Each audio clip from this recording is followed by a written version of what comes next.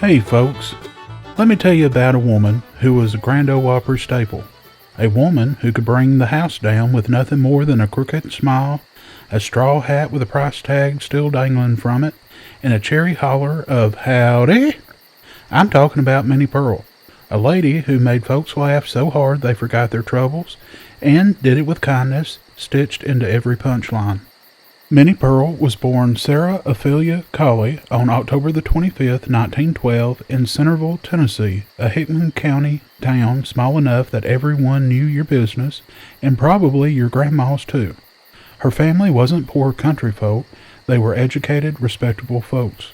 Her daddy owned a lumber business, and young Sarah grew up with books, music, and encouragement. For that time period, that was out of the ordinary for anyone to go off to college, much less a female. Now here's the first surprise. She didn't start out wanting to be a hillbilly comic at all. She aimed to be a serious performer, a legitimate stage performer, classically trained, cultured, and highly refined. But life, like a good joke, sometimes takes a left turn. After college, Sarah toured with a theater company sponsored by the Wayne P. Sewell Producing Company, putting on plays and pageants across the South.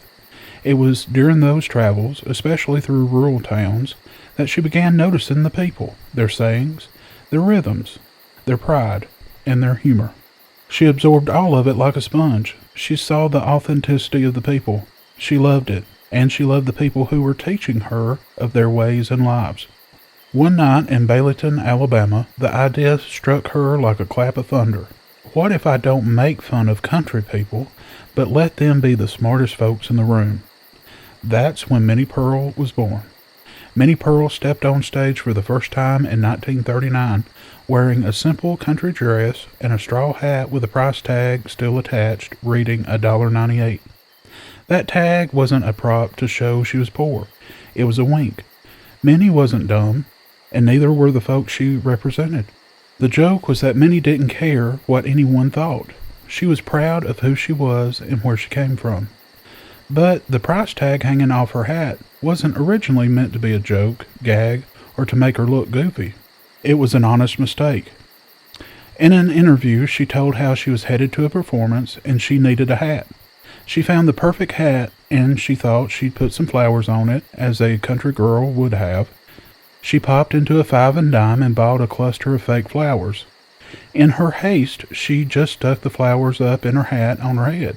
She neglected to take the price tag off of the flowers before the show, and during the show, the tag, still being attached by a string, fell and dangled off the brim of the hat.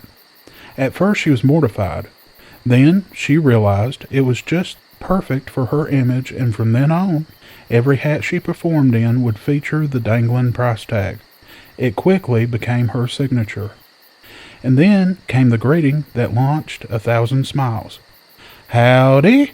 I'm just so proud to be here.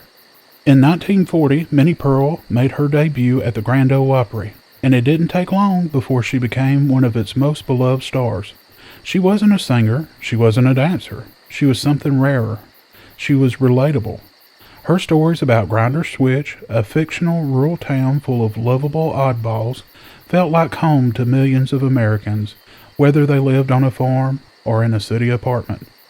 Minnie Pearl became a mainstay of the Grand Ole Opry for over 50 years, performing more than 5,000 Opry shows.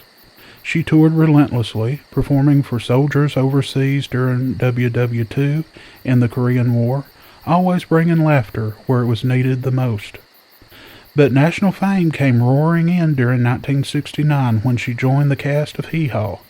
Every Saturday night, families gathered around the TV, and there she was, hat, tag, and all, trading jokes with Roy Clark and Buck Owens.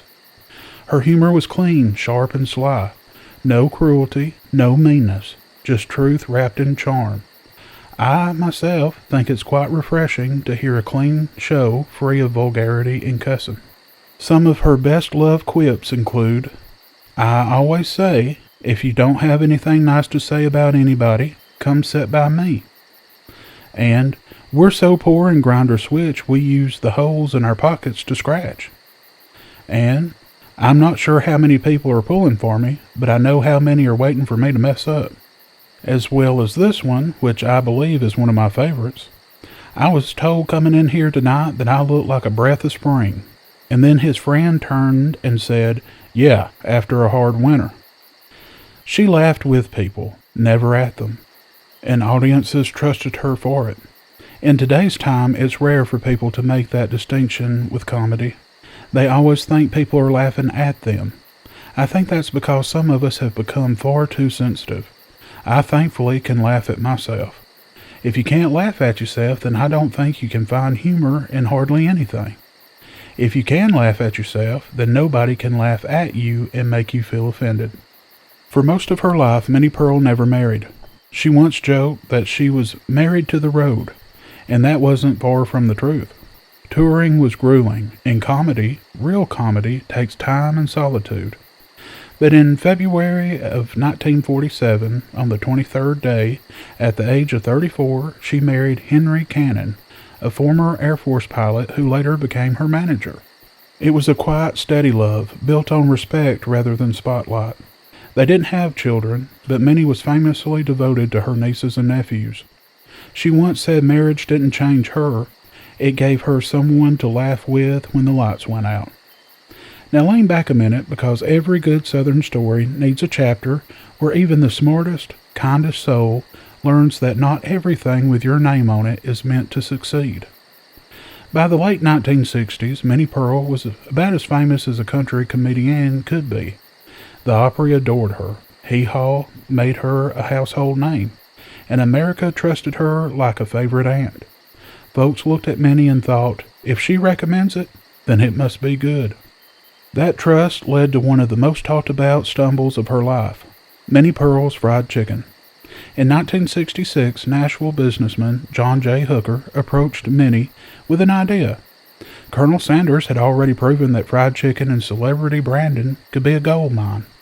Why not create a Southern-style fried chicken restaurant with Minnie Pearl's down-home charm? And Minnie agreed. But here's an important detail folks often miss.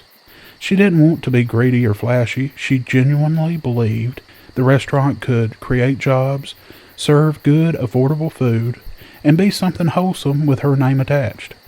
She lent her name and image, trusting the business side would be handled responsibly. That trust turned out to be misplaced. The restaurant expanded too fast, too loose, and too sloppy. Within a short time, locations were popping up across multiple states. Quality control was inconsistent. Management, well, it was disorganized, and the finances were a mess. Worst of all, some franchises served terrible food, the kind that makes folks mad enough to write letters, and they did. Complaints poured in saying things like, "This doesn't taste like Minnie Pearl would serve. If this is her chicken, she ought to be ashamed." And that cut Minnie to the bone. She later admitted that she hadn't been involved in the day-to-day operations, and she hadn't realized how bad things had gotten until it was too late. By 1969, the business collapsed into bankruptcy.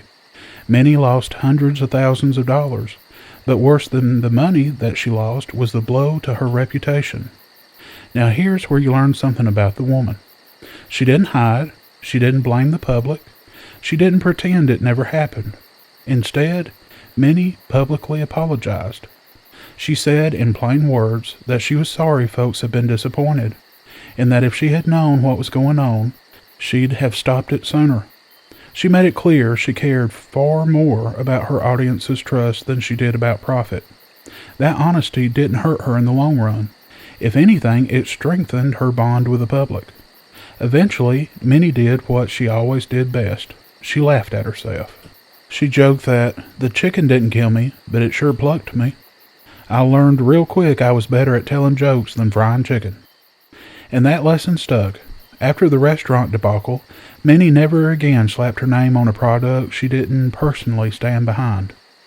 That failed fried chicken business is important because it shows Minnie Pearl wasn't some polished, untouchable celebrity. She was human. She trusted the wrong people, and she paid the price. And she handled it with grace and humility.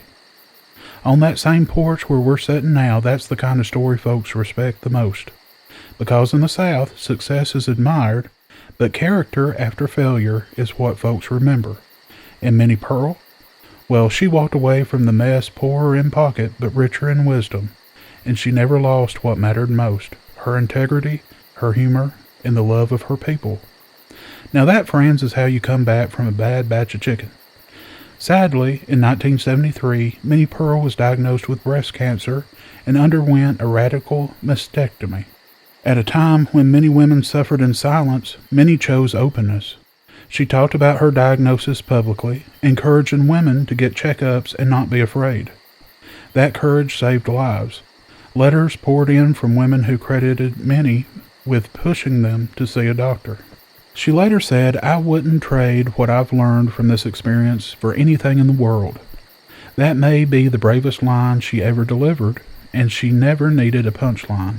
In 1975, Minnie Pearl was inducted into the Country Music Hall of Fame. In that same year, she was awarded the Presidential Medal of Freedom by President Gerald Ford, and she won multiple Lifetime Achievement Awards from country music and comedy organizations. She proved that comedy, especially kind comedy, was an art form worthy of the highest respect. I will proudly admit that Minnie Pearl has influenced me in many ways. During my late teens and early 20s, I would listen to recordings of Minnie and watch old videos of her on YouTube. I really enjoyed, respected, and appreciated her down-home, kind, plain, and clean humor. Unfortunately, Minnie Pearl suffered a stroke in 1991, which ended her performing career. After several years of declining health, she passed away on March the 4th, 1996, in Nashville, Tennessee, at the age of 83. The Opry dimmed its lights, fans cried, and country music lost one of its truest voices. But Minnie Pearl didn't really leave. She lives on every time a comedian chooses warmth over cruelty. Every time a rural accent is treated with dignity. Every time someone stands tall and says, "This is who I am, and I am proud of it." Or, as Minnie herself might have put it, "I may not be fancy, but I'm real." And that, folks, is Minnie Pearl. Thanks for listening. Y'all be blessed.